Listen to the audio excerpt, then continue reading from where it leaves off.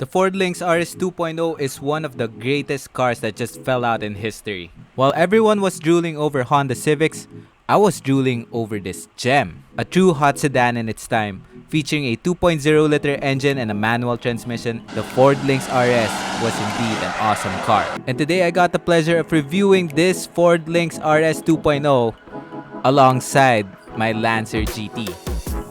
My high school self is totally losing it right now.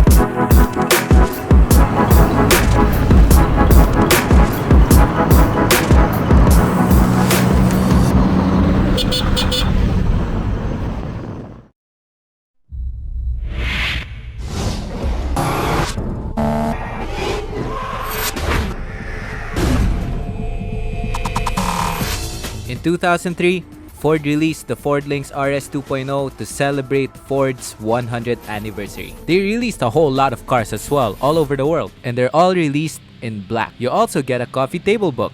The Ford Lynx RS 2.0 was also released in Malaysia and Indonesia, but they only got it in automatic. Here in the Philippines though, we only got it with a 5-speed manual. Yay! The rest was pretty much the same in other countries. The RS 2.0 was released in Met Panther Black, this ultra rare final edition RS 2.0 in pearl white, and this metallic red they call infrared.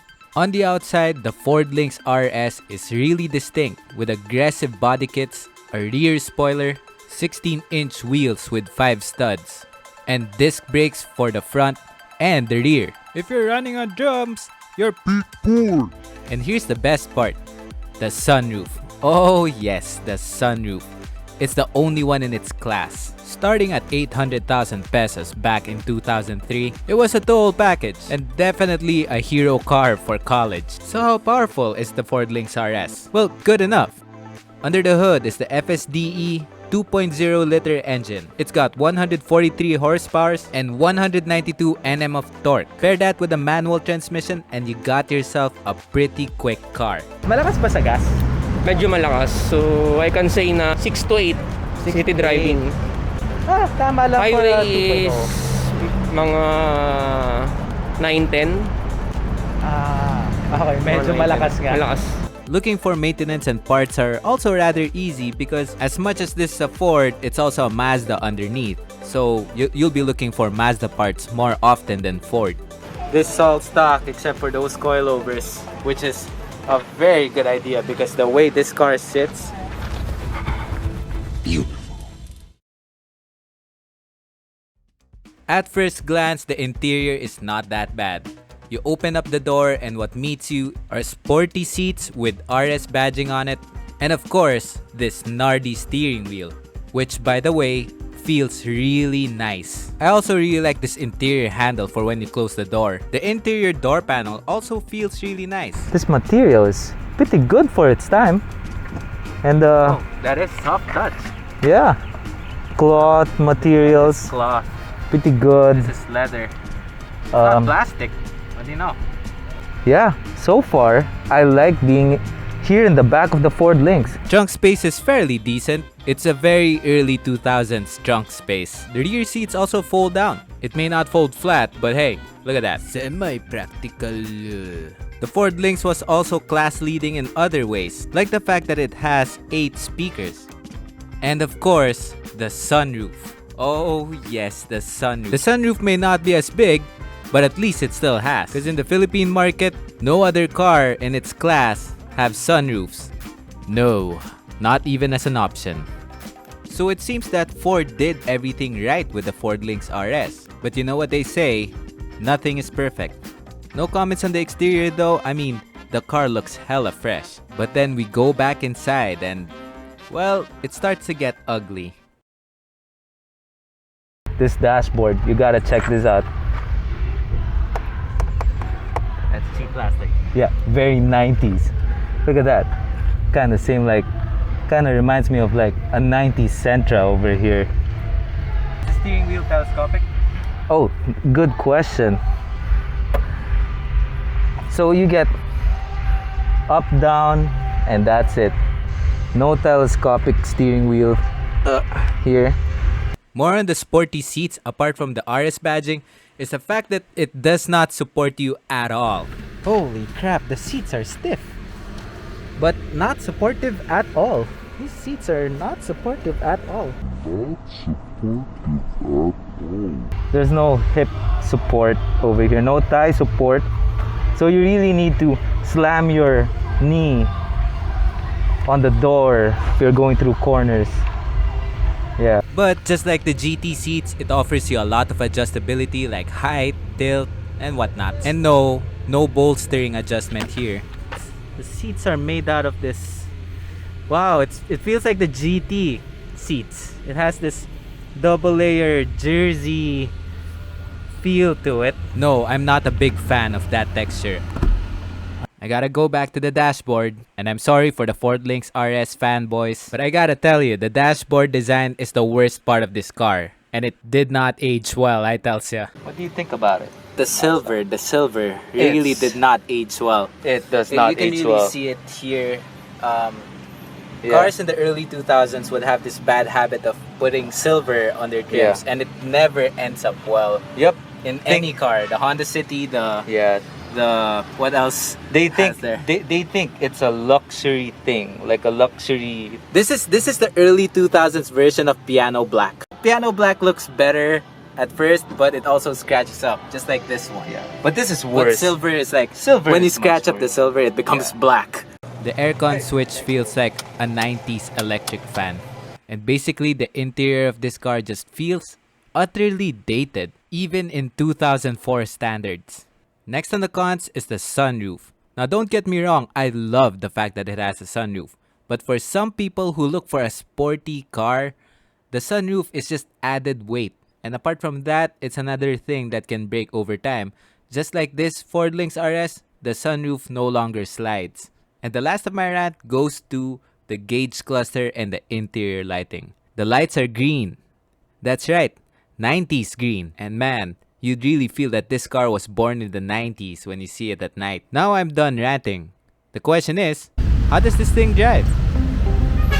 Driving the Ford Lynx RS 2.0 for the first time. I've been dreaming about this since I was high school. Is it all that I've wished it to be? Is it exactly how I expected it? Are we all just speck of dust floating in the wind in space and time? I'm just kidding. Let's do a poll.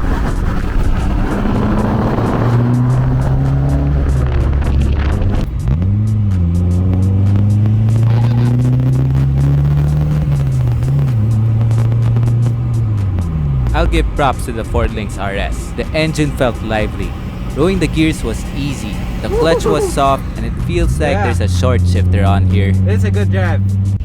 So we're taking this U-turn right now.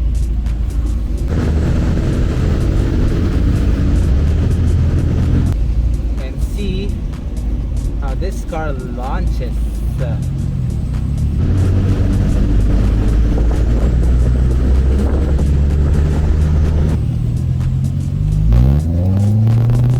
Whoa! Whoa!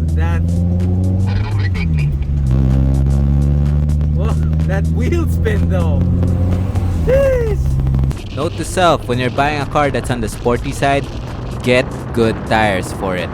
It sucks that it didn't get to experience the full power of the Ford Lynx RS because the tires just keep slipping out. The tires keep slipping out even at second gear. It was a modest drive, and to be honest, I had fun driving this thing. And honestly, I was wishing I can drive this somewhere like the track or the mountains or something.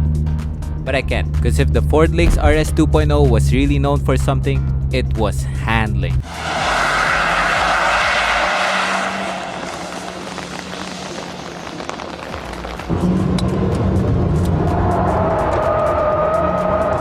So, if the Ford Lynx RS 2.0 was this good, well, what happened? 2 years after the Ford Lynx was discontinued, the Lancer GT came out. And it's just so weird how these two cars are very, very similar. Both cars have 2.0 liter engines with a pretty close power output, if I might add.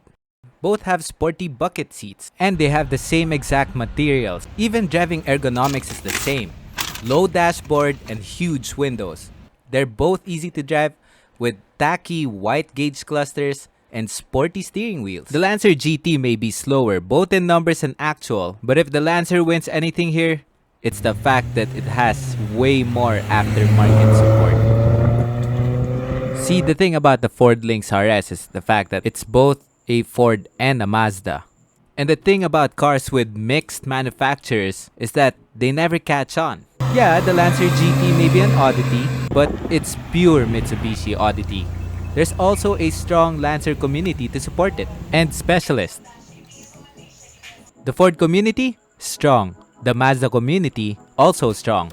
But a car between Ford and Mazda? Not so much. The fact that the Ford Lynx itself was old and dated, people are sick of looking at Ford Lynxes. It just didn't stimulate aftermarket companies to make anything for the Ford Lynx RS 2.0. Moreover is the fact that they're trying to pit it against the Honda Civic SiR. And there are literally hundreds of videos proving why the Ford Lynx RS was not even a match. It came in way too late. The market wanted to see something else. They wanted the second-gen Ford Focus, which sold well, by the way. Ford Lynx RS 2.0. That guy who wants to be cool, so he tries to be fashionably late but ends up missing the party. Ford Lynx RS 2.0. That "aw man" guy. So is the Ford Lynx RS 2.0 a good car?